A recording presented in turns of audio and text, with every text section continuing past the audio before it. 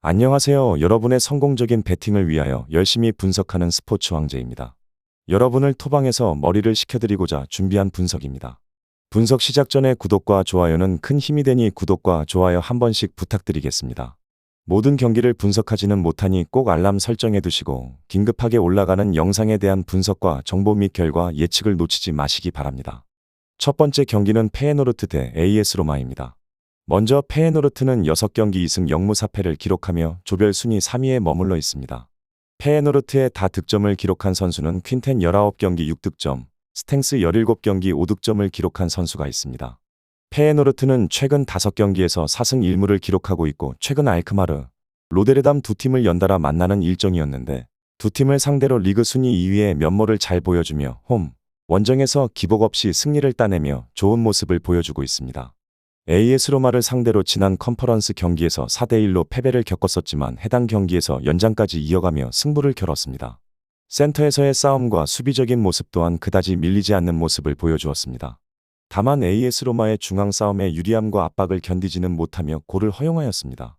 전술 변화가 생긴다면 AS 로마가 압박 시에 빠른 패스로 대응할 것이라 예상합니다. 다음 AS 로마는 6경기 4승 1무 1패를 기록하며 조별 순위 2위에 머물러 있습니다. AS 로마 다득점을 기록한 선수는 루카쿠 18경기 9득점, 디발라 14경기 5득점을 기록한 선수가 있습니다. 최근 5경기에서 3승 2패를 기록하였고 최근 경기에서 인터밀란에게 2대4로 홈에서 패배를 기록하였습니다. 해당 경기의 초반 기세는 AS 로마가 잡으며 전반전 2대1로 앞서 나아가며 감독의 전술이 상대에게 먹히는 플레이를 잘 보여주었습니다. 지난 경기에서 수중전이 펼쳐지며 AS 로마의 페이스가 후반전까지 유지되는 상황이었다면 후반전에서 실점을 하지 않으며 최소한 무승부를 기록할 수 있는 경기력을 전반전에 잘 보여주었습니다. 물론 AS 로마의 압박 활동은 무리뉴 감독 시절부터 후반전 약점을 보여주는 것이 원인이기도 하였습니다. 유로파에서 4골을 허용한 것이 모두 후반에 비롯된 점이 아쉬울 따름입니다. 결론부터 말하자면 페에노르트는 감독 데로시 체제에서는 중앙에서 유리한 볼 소유나 압박에서 꽤 올라온 모습을 보여준 점을 무시하기에는 어려울 것이며 플랜 자체가 압박과 드리블 외의 선택지를 지워버리는 것이 단순한 전술로 이어지는데 앞서 말했듯이 상대팀 AS 로마가 압박 플레이의 성향을 보이게 된다면 진영과 전술을 변형하여 상대팀에게 맞대응할 것이라 예상하게 됩니다. 반면 AS 로마는 중원에서 볼점유율이나 득점의 전개가 강팀들에게 통하고 있다는 점을 최근 경기에서 알 수 있습니다. 물론 최근 영향인 상대팀의 압박으로 인한 후반전 수비에서는 리스크가 이어질 수 있다고 예상하게 됩니다. AS 로마가 페에노르트를 상대로 센터에서 공 소유권을 갖게 된다면 승리할 가능성이 없지는 않다고 여겨지며 이번 경기는 서로의 압박 플레이에 허점이 생길 팀은 페에노르트가 될 것이라 생각이 됩니다. AS 로마의 승리를 추천드립니다. 두 번째 경기는 갈라타사라이 대 스파르타 프라하입니다. 먼저 갈라타사라이는 6경기 1승 2무 3패를 기록 중이며 조별 순위 3위에 머물러 있습니다. 갈라타사라이 다득점 플레이어는 빌프리트 자아 8득점, 이카르디 13점을 기록한 선수가 있습니다. 갈라타사라이는 본 리그에서 현재 6연승을 기록하고 있고 10경기 연속 무패를 기록하고 있습니다. 리그에서는 압도적인 플레이로 수비까지 동시에 전술 면모에서 뛰어난 편이지만 전반적으로 갈라타사라이의 유럽대회 플레이 스타일은 다득점과 다실점을 기록하는 편이었습니다. 갈라타사라이 선수들이 유럽 빅 리그에서는 맥을 못 추고 있는 상태라고 볼 수 있습니다. 다만 갈라타사라이의 감독 전술은 매우 공격적이라는 평을 받고 있습니다. 유로파 리그에서 메뉴를 상대로 3대3 무승부를 거두었고 그전 경기 바이에른 뮌헨을 상대로 전반전의 압박과 수비로 전혀 밀리지 않는 모습으로 0대0으로 공방전을 잘 치루었습니다. 후반전 역시 카세미로를 제대로 공략하는 양상을 보여주며 득점을 이루어냈지만 2대1로 아쉬운 패배를 기록하였습니다. 다음 스파르타 프라하 6경기 3승 1무 2패를 기록하며 조별 순위 2위에 머물러 있습니다. 스파르타 프라하 다득점 플레이어는 얀쿠우타 6득점, 하라슬린 8득점을 기록한 선수가 있습니다. 스파르타 프라하는 현재 본 리그에서는 8연승을 기록하고 있지만 유로파에서는 상당히 기복이 있는 모습을 보여주며 2위에 머물러 있습니다.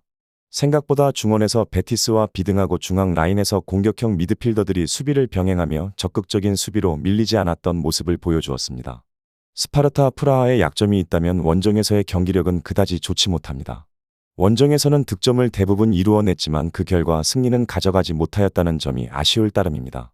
전반적으로 유럽 대항전에 맞불로 나가는 상황에서는 실점률을 통제하는 것이 벅차 보이는 모습을 보여주는 점은 사실이었습니다. 결론부터 말하자면 갈라타사라이는 유로파에서는 실점을 억제하는 것 대신 그만큼 공격 진영에 몰두하는 모습으로 상대 팀을 압박하는 모습은 하나를 포기한다면 그 나머지를 쟁취할 수 있어야 하는데 쟁취하는 모습을 잘 보여주었습니다. 본 리그에서는 막강한 경기력을 보여주며 리그 순위 1위에 머물러 있는 갈라타사라이는 유로파리그에서 실점을 많이 기록하는 점은 마이너스로 작용될 수 있습니다. 하지만 최근 강호들을 상대로 밀리지 않는 모습을 보여주었기 때문에 이번 경기에서 스파르타 프라하를 상대로 큰 부담 없이 경기에 임할 것이라 예상합니다. 반면 스파르타 프라하는 원정이라는 약세는 유로파 리그에서 실적을 보면 알 수 있습니다. 하지만 원정에서도 무득점으로 경기를 끝내는 경우가 없이 대부분의 득점을 기록하며 상대 진영의 수비를 뚫을 수 있는 능력은 높게 평가할 수 있습니다. 이를 토대로 저희 예측은 갈라타사라이는 현재 강호들을 상대로 밀리지 않는 경기력을 보여주며 기세가 월등할 것으로 여겨지며 스파르타 프라하의 원정의 약세를 공략하여 득점을 이루어낼 것이라 예상하게 되고, 스파르타 프라하 역시 중앙 라인에서 마냥 밀리지 않는 경기력으로 득점을 이루어낼 것이라 예상하면서 경기력으로 조금 더 월등한 갈라타사라이의 승리를 예측이 됩니다. 갈라타사라이의 승리와 오버를 추천드립니다. 세 번째 경기는 AC 밀란 대 스타드렌입니다. 먼저 AC 밀란은 직전 나폴리와의 경기에서 1대0의 승리를 따냈습니다. 그간 산시로에서 나폴리에게 다소 고전하는 모습을 보였는데 오랜만에 리그 홈 경기에서 나폴리를 잡아낸 경기였습니다. 이 경기를 포함해 최근 12경기에서 9승 2무 1패라는 준수한 성적을 기록 중이기도 합니다. 다만 나폴리전에서 주전 풀백 칼라브리아가 부상으로 아웃된 것은 매우 부정적인 뉴스입니다. 여전히 토모리와 칼룰루가 빠지며 센터백 뎁스가 얇아졌는데 이제 측면 쪽에도 문제를 안게 되었습니다. 그나마 치아오와 칼다라가 그룹 훈련에 복귀했다는 소식이 전해졌고 치아오는 곧바로 투입될 가능성이 높습니다. 다만 현지에서는 테오를 센터백으로 전환하고 테라치아노를 투입하는 포메이션도 예상하고 있습니다. 중원에는 핵심 미드필더 베나세르가 네이션스컵으로 누적된 피로로 인해 직전 경기도 오래 뛰지 못했고 이번 경기 출전도 장담할 순 없습니다.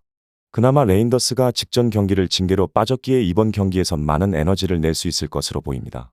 아들리가 최근 경기에서 수비력이 많이 향상된 모습을 보였기에 레인더스와의 조합에서 이전보다 더 나은 모습을 보일 것입니다.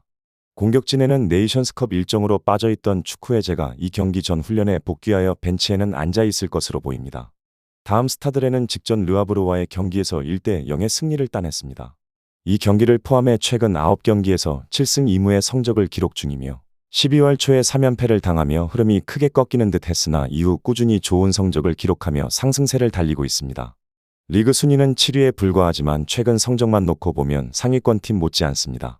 주축 미드필더인 엔조 르페가 햄스트링 부상으로 직전 경기에 결장했고 이번 경기도 나서지 못할 것으로 보입니다. 그는 최근 유로파 4경기에서 3도움을 기록할 정도로 이 대회에 강한 모습을 보인 선수이기에 스테판 감독은 그의 공백에 대해 다소 아쉬움을 느낄 것입니다.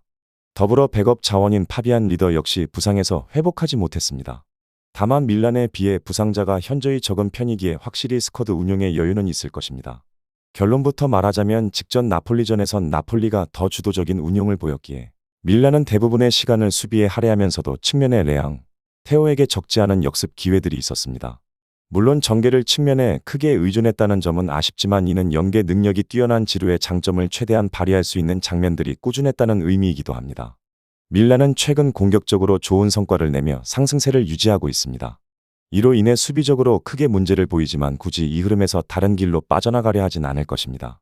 또한 홈에서 열리는 1차전에서 스코어를 어느 정도 벌려놓아야 2차전을 여유 있게 치를 수 있을 것이라 주도적인 운용을 통해 빠르게 리드를 선점하려 할 것입니다. 때문에 렌전에선 밀란이 이전 경기보단 더 공격적인 모습을 보일 것입니다. 렌이 최근 득점력이 좋은 편이나 1월 말에 치러졌던 리옹 원정에선 상대의 공격적인 운영에 맞춰 실리적인 전술 형태를 보이기도 했습니다. 밀란의 승리와 오버를 추천드립니다. 마지막 경기는 벤피카 대 툴루즈입니다. 먼저 벤피카는 6경기 1승 1무 4패 조별 순위 3위에 머물러 있습니다. 벤피카 다 득점을 기록한 선수는 무사 14경기 5득점, 디마리아 15경기 7득점을 기록한 선수가 있습니다. 벤피카는 최근 8연승을 기록한 후에 바로 직전 경기에서 하위팀 기마랑이스를 상대로 2대2 무승부를 기록하였습니다. 현재는 13경기 연속 무패 행진 중이고 최근 마지막에 2경기에서 좋은 성적을 이뤘지만 벤피카의 수비력은 좋지 못한 편으로 인터밀란의 경기에서 3대0으로 이기고 있는 경기를 3대3으로 따라잡혔고 유로파 리그 6경기 중 수비가 제 능력을 발휘한 경기는 한 경기도 없었습니다. 다만 출전을 많이 하며 경험을 쌓은 선수들 주앙 마리오, 디마리아 선수가 서서히 활약을 보여주는 점은 긍정적인 신호라고 여겨지게 됩니다. 다음 툴루즈는 6경기 3승 2무 1패 조별 순위 2위에 머물러 있습니다. 툴루즈는 최근 5경기 2승 1무 2패로 무난하게 경기를 치르고 있습니다. 툴루즈는 지난 시즌에서는 중상위권에 머물러 있으며 기복이 큰 결과를 초래하지 않았지만 이번 시즌에서는 10위권 아래에서 시즌을 마감할 가능성이 커 보입니다. 툴루즈의 압박과 역습은 상당히 좋은 영향력을 갖고 있는 팀이기는 하나 전반전부터 오버페이스 양상을 보이면서 특히 상위 전력을 상대로 센터가 먹히는 상황에서는 크게 무너지는 모습 보여주는 것을 자주 보여주었습니다. 본 리그에서는 크게 실점이 많은 편이지는 않지만 강팀들이 즐비한 유로파에서는 후반전에 실점을 꽤 기록하며 실점 기록을 크게 상승하는 모습을 보여주었습니다. 툴루즈의 초반 에너지와 빌드업은 칭찬할 만한 점이지만 장점보다는 단점이 많은 팀인 게 아쉬울 따름입니다. 결론부터 말하자면 벤피카는 툴루즈를 상대로 최근 맞대결에서도 우세하고 홈에서의 성적은 10전 8승 2무 0패로 단 한 번의 패배를 겪지 않고 있는 상황입니다. 벤피카가 체력을 보충하며 전반전, 후반전에 수비 진영의 라인을 뒤로 고정시킨 후 화력전을 이어가게 된다면 툴루즈를 상대로 유리해 보이는 것은 사실입니다. 사실 모든 면에서 우월하다고 느껴지게 되는 것은 두 팀의 성적 차이에서 이미 알 수 있습니다. 물론 벤피카도 수비 진영이 6경기에서 제 몫을 하지 못한 것은 사실이긴 하나 이를 보완해줄 디마리아나 주앙 마리우 같은 선수들이 페이스를 올리며 조별리그를 마무리하였다는 것은 반대로 긍정적으로 생각할 수 있습니다. 반면 툴루즈는 그나마 믿어볼 면모는 압박을 통하여 깊숙한 역습을 통하여 득점을 이루어내는 것입니다.